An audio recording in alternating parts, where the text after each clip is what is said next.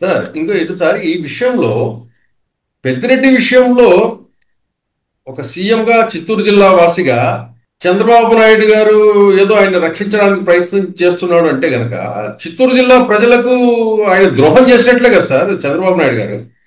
ఇదే చంద్రబాబు నాయుడు గారిని పెద్దిరెడ్డి ఏ విధంగా చిత్తూరు జిల్లాలో అటాక్ చేసిన సందర్భాలు కానీ ఇవన్నీ కూడా మనం చూసాం. అటువంటి పెద్దిరెడ్డి విషయంలో రాజకీయ అవసరాల కోసం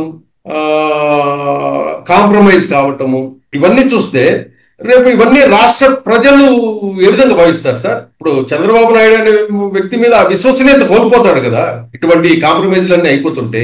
ఇక్కడ లలిత్ గారు చంద్రబాబు నాయుడు గారు విశ్వసనీయత కోల్పోతాడు అనే దానికంటే పెద్దిరెడ్డి రామచంద్రారెడ్డి అవినీతి పరుడు కాదని స్థిరపడిపోతుంది. పెద్దిరెడ్డి రామచంద్రారెడ్డి కుటుంబం కష్టపడి పైకి వచ్చిన కుటుంబం, వాళ్ళు ఎప్పుడు కూడా అవినీతి చేయరు, వాళ్ళ వ్యాపారాలు వాళ్ళు నిజాయితీగా చేసుకుంటారని ప్రజలు నమ్ముతారు.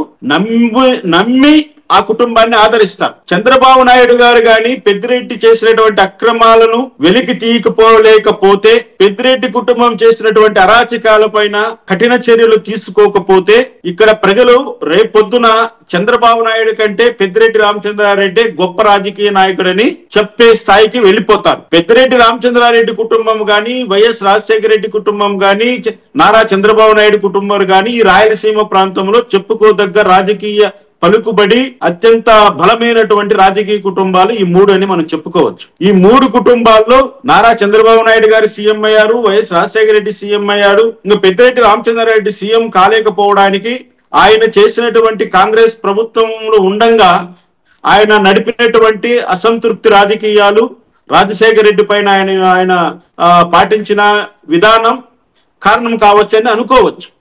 కానీ ఏదేమైనప్పటికీ జగన్మోహన్ రెడ్డికి ఈ పెద్దిరెడ్డి మిథున్ రెడ్డికి ఉన్నటువంటి స్నేహం గాని ఆ అనుబంధం గాని తప్పకుండా పెద్దిరెడ్డి మిథున్ రెడ్డిని ఏ సమయంలో కూడా ఎట్టి పరిస్థితుల్లో కూడా అరెస్ట్ కాకుండా జగన్మోహన్ రెడ్డి చూసుకుంటాడు.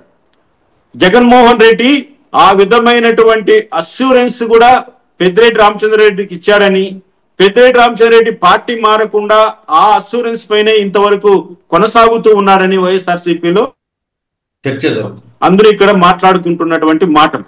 ఇక్కడ జగన్మోహన్ రెడ్డి ఇచ్చిన మాట తప్పి ఒకవేళ పెద్దిరెడ్డి మిథున్ రెడ్డి గాని అరెస్ట్ అయితే ఈ మద్యం కుంభకోణంలో జగన్మోహన్ రెడ్డి కూడా ఇదే కేసులో 100% అరెస్ట్ అవుతాడన్నది వాస్తవం.